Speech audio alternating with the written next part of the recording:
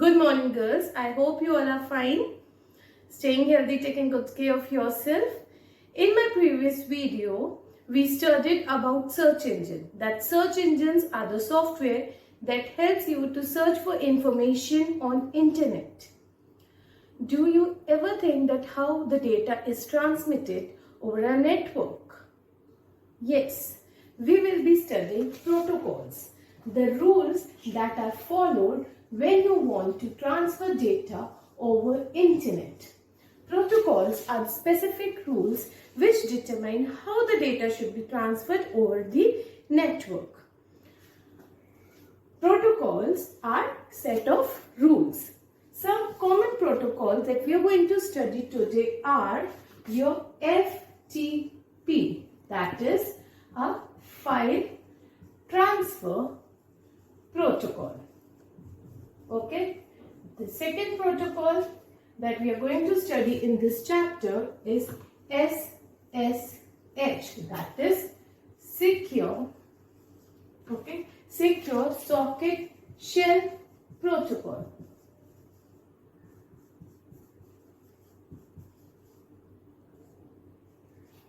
The next protocol is SCP, that is a secure copy protocol.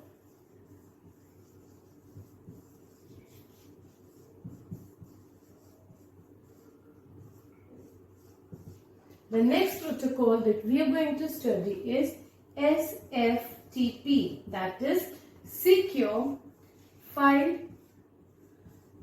transfer protocol.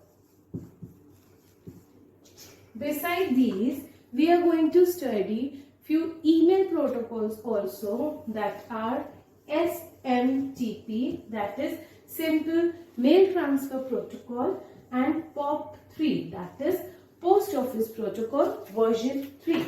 So today we will be studying FTP protocol, that is file transfer protocol.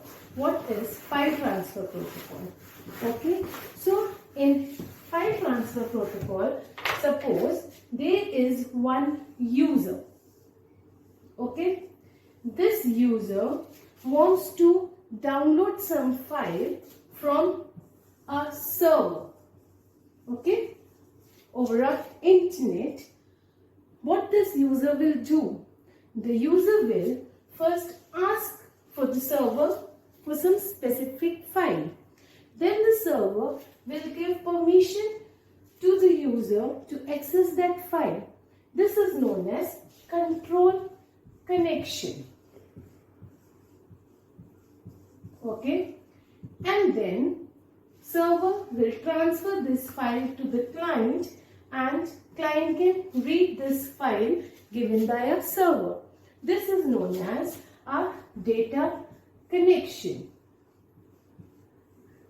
Okay, all these things happens over your TCP/IP protocol. Okay, so what happens here? A user using user interface, okay, will ask for connection. Okay, that user wants to access certain file. Then server will give permission, and then data connection will be established between client and server, and they can easily exchange the file. So this architecture is known as client-server architecture. In this, user acts as a client. Fine.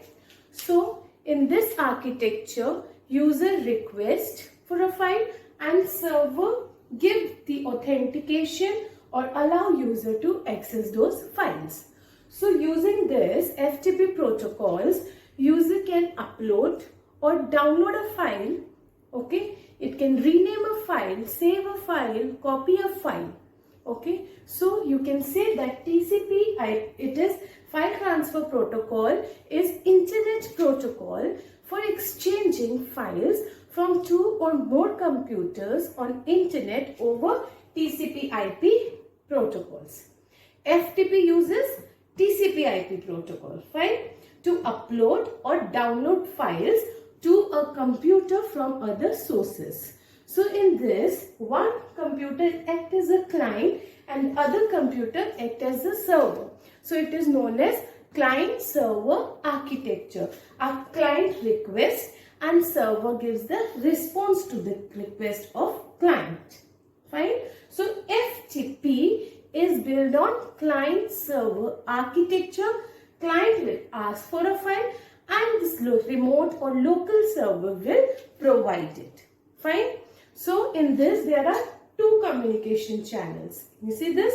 The first is control connection and the second is data connection. So in this, using the control connection, you start the conversation, and using the data connection, transmission of file or contents takes place. Okay, so client initiate conversation with server by requesting to download a file. Then FTP client can upload a file, download a file, copy a file, save a file, rename a file, delete a file, or even move a file. Okay, in this FTP, sometimes user need to enter login, username and password, but many a times they does not need to do so. That is known as anonymous FTP, when server will not ask for username and password from the client to access the file. Now we will be studying what are the requirements of FTP protocol. If you want to use FTP, what are the requirements?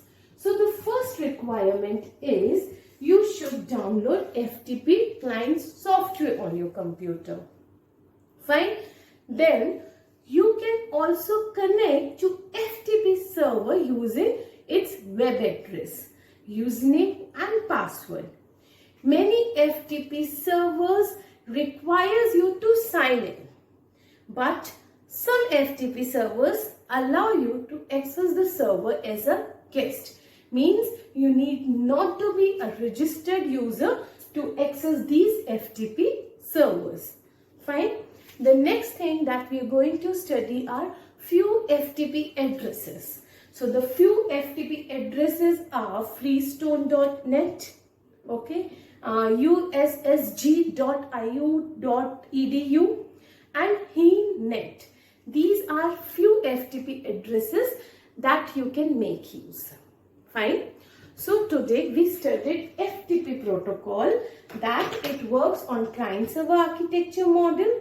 Okay, client initiates the request, server grant permission, and then transmission of the file can happen. All these things happens over TCP/IP protocol. There are two communication channels, control connection and data connection.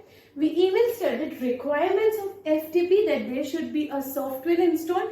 Even you can use online addresses also. Some FTP server asks user to sign in, while in some of the FTP server allows user to access in the FTP server even if the user is not registered. Okay, so as unregistered user can also use FTP, it means FTP, file transfer protocol, is not secured.